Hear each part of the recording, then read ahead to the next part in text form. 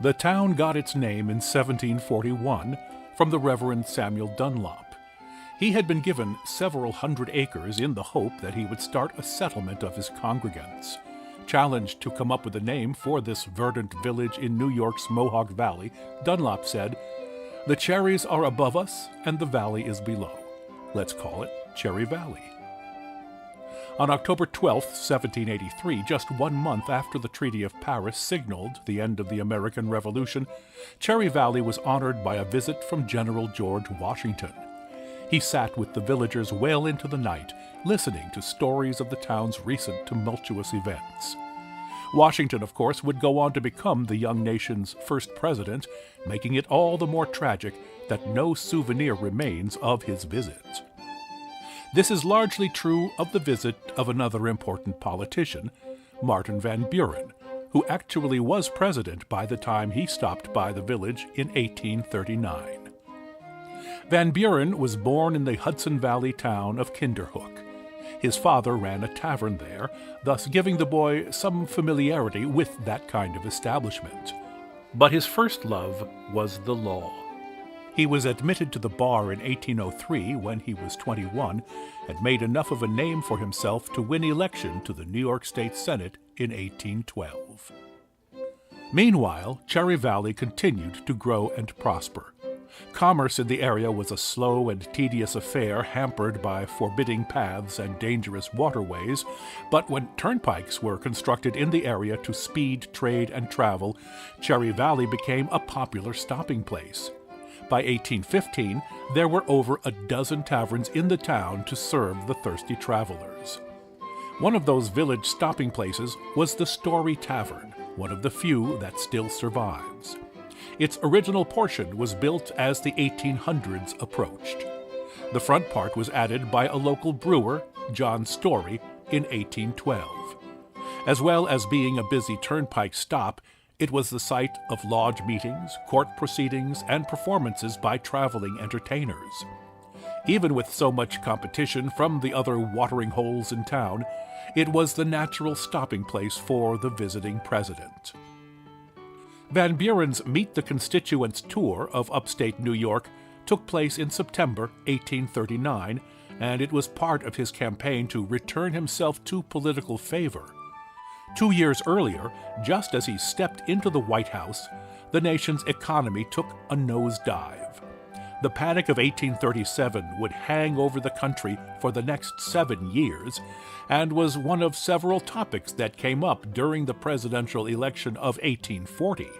This one pitted Van Buren against William Henry Harrison, known as Old Tippecanoe, because of a savage battle Harrison had waged against Native Americans near Indiana's Tippecanoe River.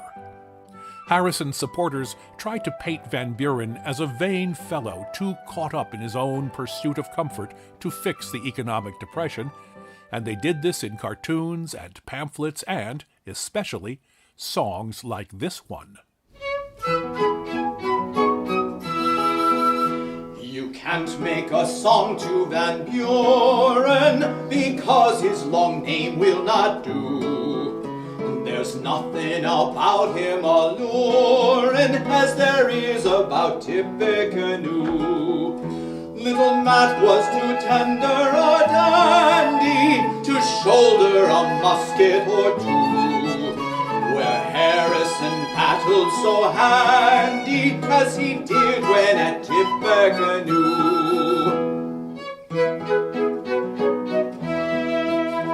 But snug in his pretty silk stockings and dressed in his broadcloth all new, he roasted his shins in a parlor, not fighting like Tippecanoe.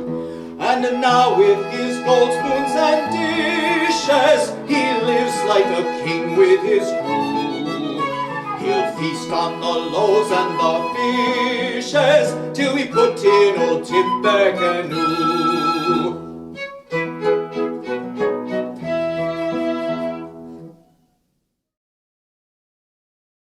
Of course, that wasn't the only entertainment you'd enjoy at a place like the Story Tavern. We're in one of the rooms of the building, now a beautifully restored private residence, with members of the Musicians of Malwick, here to perform a work with great resonance in Cherry Valley. Composer and teacher Jonathan Fowler not only was himself an institution in this town in the mid-19th century, he also was associate principal at another institution, the Cherry Valley Female Academy. He wrote dozens of occasional pieces for piano. Here is his Otigo Polka, arranged by flutist Norman Thibodeau.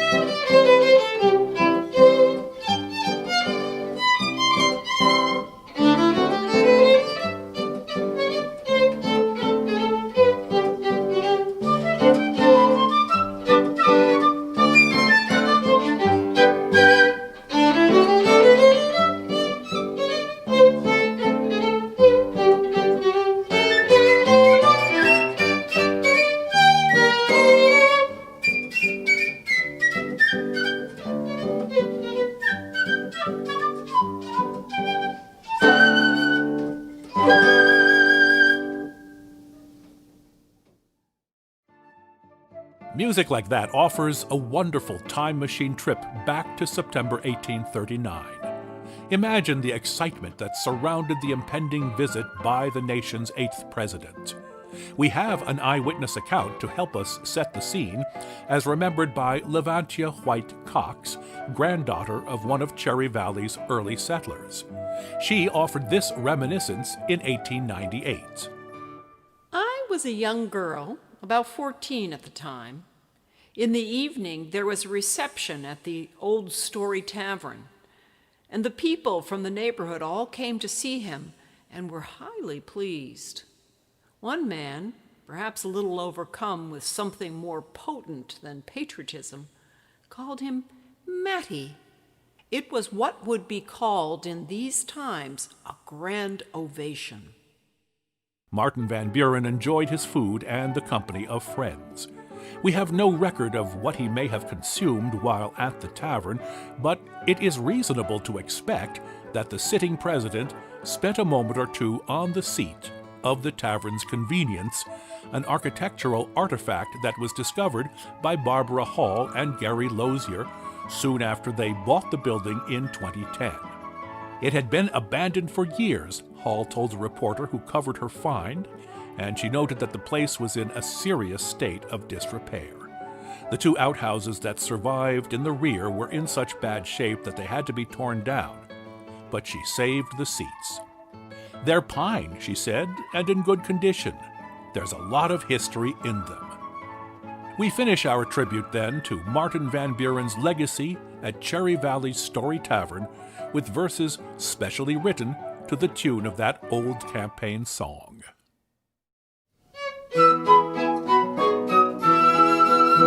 Van Buren's a man of renown here, a man who is loyal and true.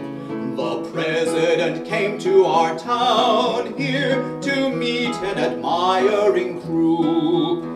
He said he was throwing a party at Story, a tavern we knew, a place where the dinners are hearty and where you can skip to the loo.